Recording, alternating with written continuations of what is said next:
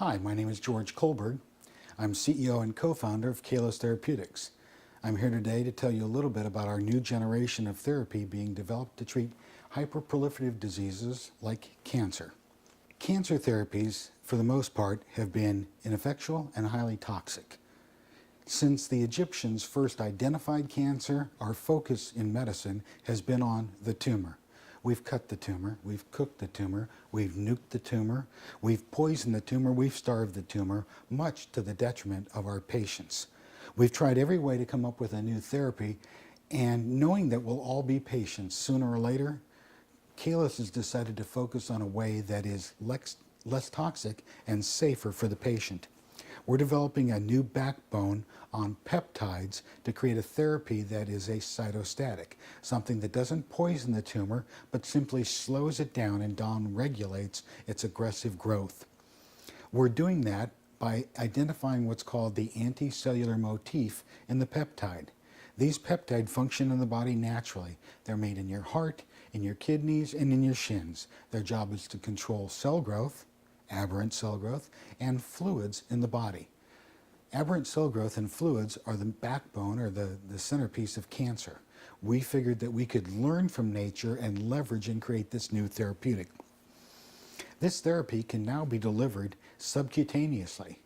Patients in the past have had to sit for hours on end in oncology centers with an IV for hours. Now you can come in, see your doctor, receive an injection, and stay in contact with your doctor on a weekly basis.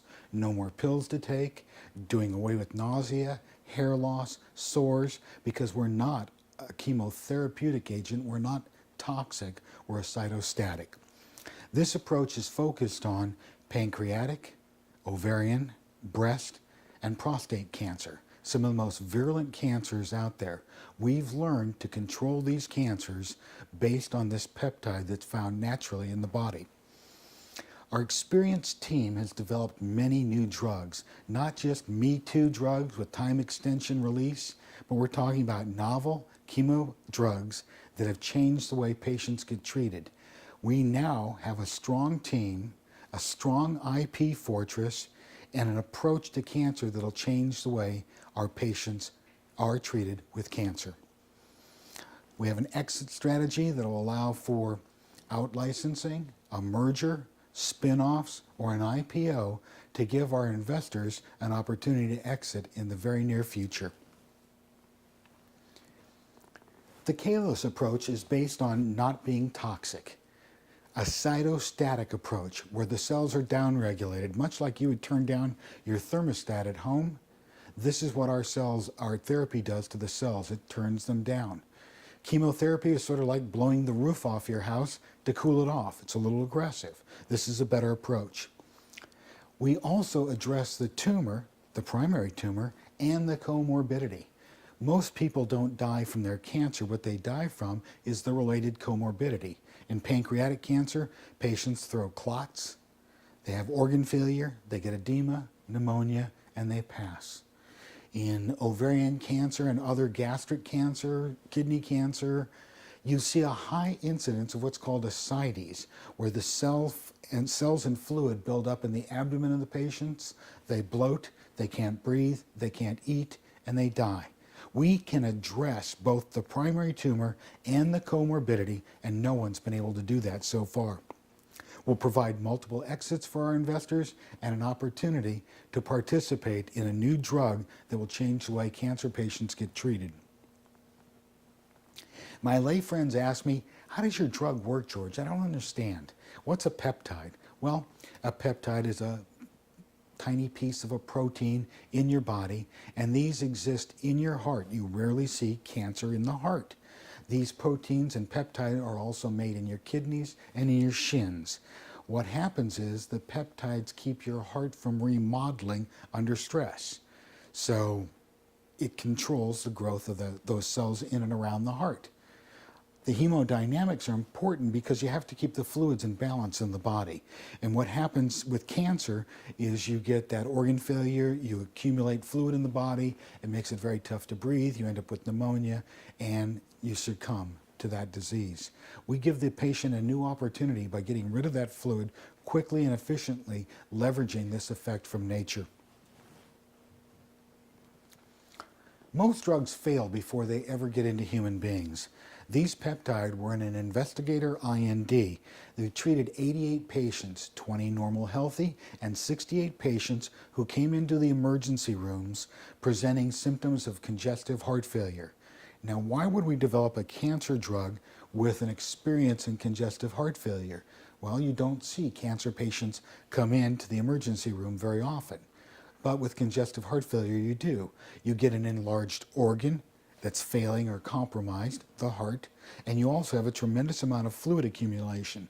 So in treating these patients, we were able to see control over that aberrant cell growth, and we were able to get rid of that excess fluid that accumulated in the body. So we know we're safe, non-toxic, and efficacious. This is what a cancer patient looks like more often than not.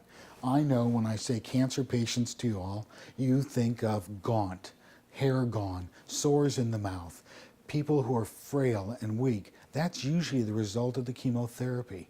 What happens in a lot of cancers are, like I said, pancreatic cancer, you throw clots, organ failure, and you bloat. This is called ascites in this patient. This is where those cells have gotten into the abdomen and they've caused this tremendous swelling and bloating. You can see here that the little skinny legs, this patient's become anorexic. She can't eat. She has a difficult time breathing. She's very uncomfortable and a tremendous amount of pain. We can treat this and the primary tumor. Our advantage here, we get rid of the excess fluids. We treat that comorbidity. In the past, they've tried to drain that fluid off these patients, paracentesis. What we've ended up with is that fluid coming back even quicker after it's drained from the body. We've given these patients diuretics. You know what? They refract on the diuretic the same way they refract or fail on their chemotherapy. This will allow for clear endpoints with the FDA to approve our new drug, because when we give the drug, we'll be able to measure that abdomen. Did we reduce the fluid or not? Check. Mrs. Jones, how do you feel today? We just drained 10 liters of fluid off your gut.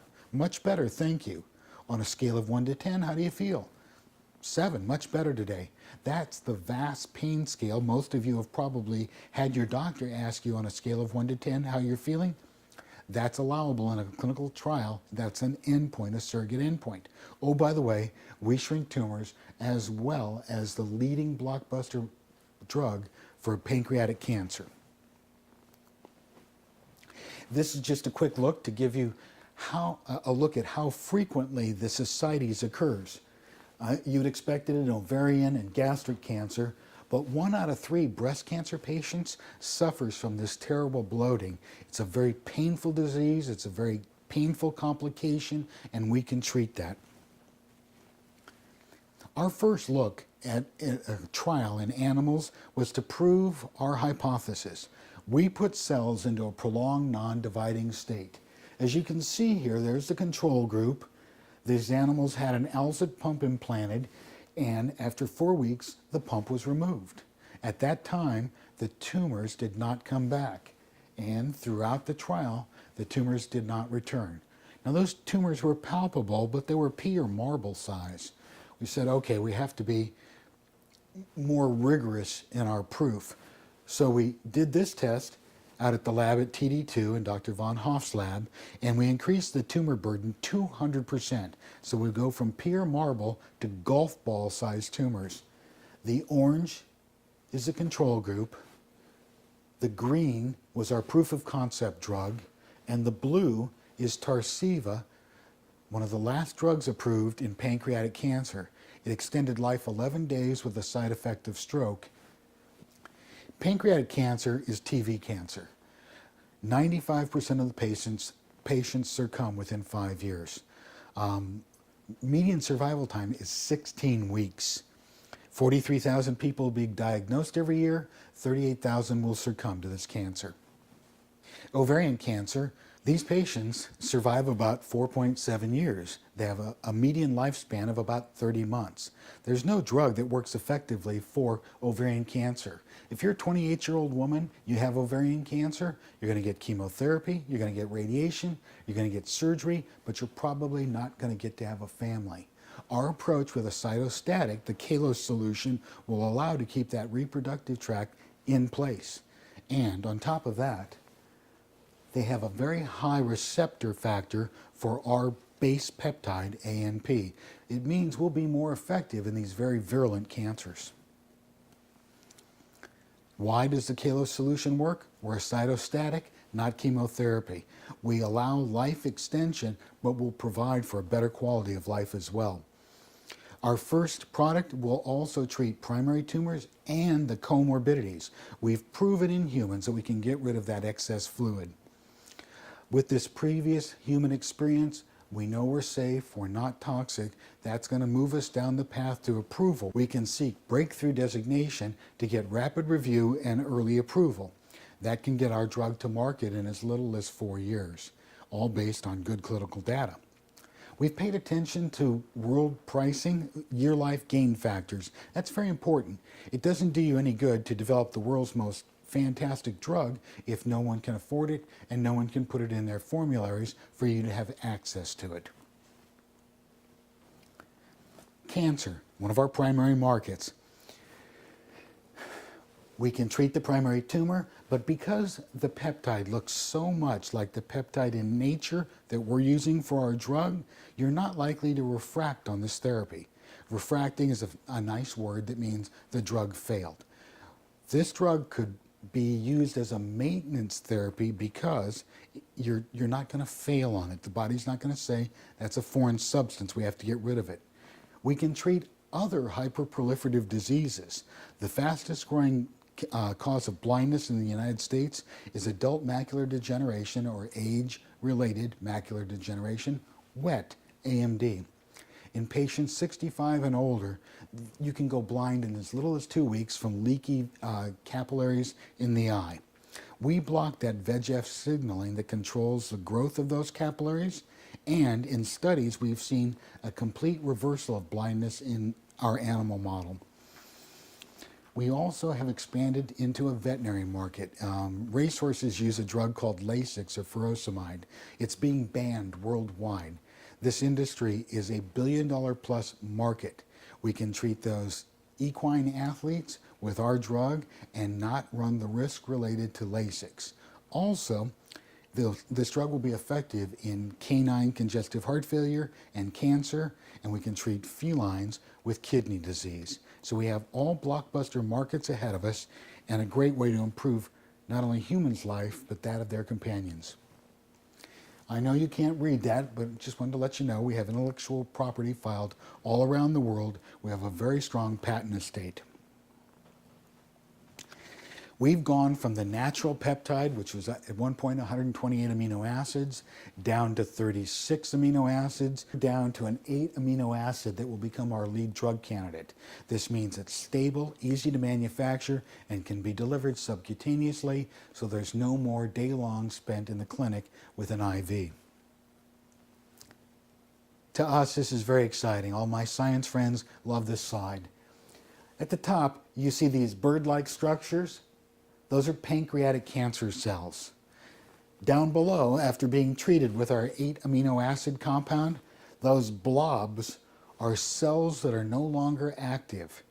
With this small amino acid drug, 8 amino acids, we've put cancer cells into a prolonged non-dividing state, one of the most virulent cancers out there. Here's that slide, a quick look at AMD, the blindness. That's a damaged eye. This is after treatment with the natural peptide, ANP, completely reversed the blindness. For my science friends, the mechanism of action. How does this drug work? We work very high on the MAPK pathway, which is familiar to the regulators that approve drugs. This is the backbone that's used commonly in cancer drugs. Because we work high on there, we come through the cardiorenal axis, which no one else has done. We hit MEK, RAS, RAF, and then work deep inside the cell at ERK1-2. In there are receptors, NPRC and A, so we are multi-receptor active. People for years thought the C receptor was just for clearance. No, it's involved in cell inhibition.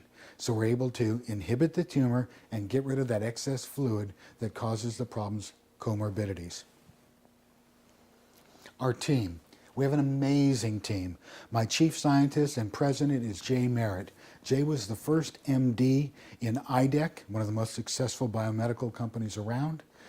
He was a rapid riser up through Upjohn, and he's had other successes like Viagen and Introgen in this space. He's a medical oncologist and knows how to develop unique, novel, new therapies.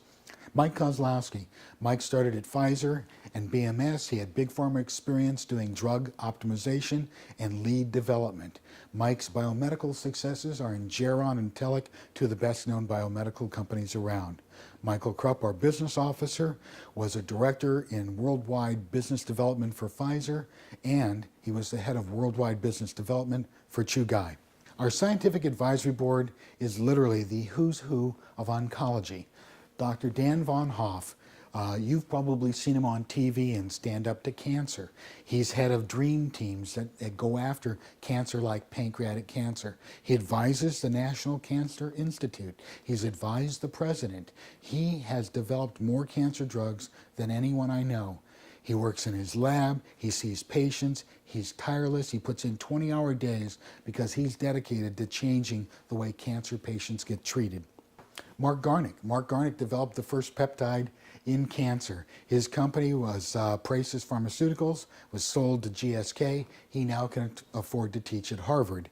Patrice Rieu was the first medical director for Biogen IDEC, and he was the first director in Europe. What are we going to do with this $2 million that we're raising right now? It's something called IND enabling studies, meaning we're going to finish safety, pharmacology, toxicity testing to make sure that we have a drug that's safe and effective in humans.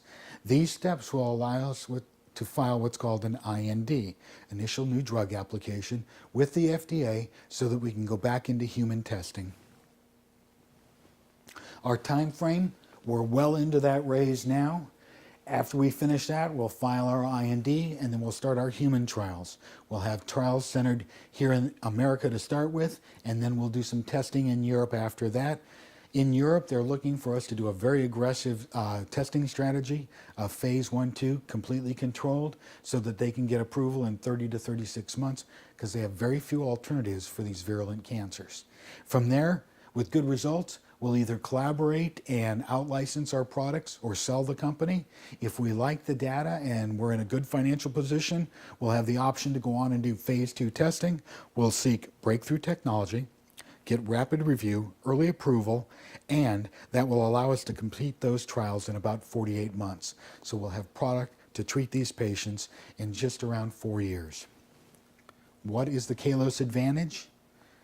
We're a cytostatic, we're an effective cancer therapy, and we're not toxic. We can deliver this new backbone for multiple drug developments based on leveraging nature. One of the first peptide drugs made was insulin. It's been one of the best drugs ever created. We have the opportunity here to create that next breakthrough technology in cancer therapy. We can deliver this subcutaneously. You don't have to sit in a chair all day long getting your IV therapy. We're down to 8 amino acids. We're easy to manufacture. We're stable. We're safe. We have a strong patent estate to protect the company. We're in that raise of $2.5 million, and we expect to complete this relatively soon. And then our investors will have an opportunity to exit sometime in the next 3 to 5 years.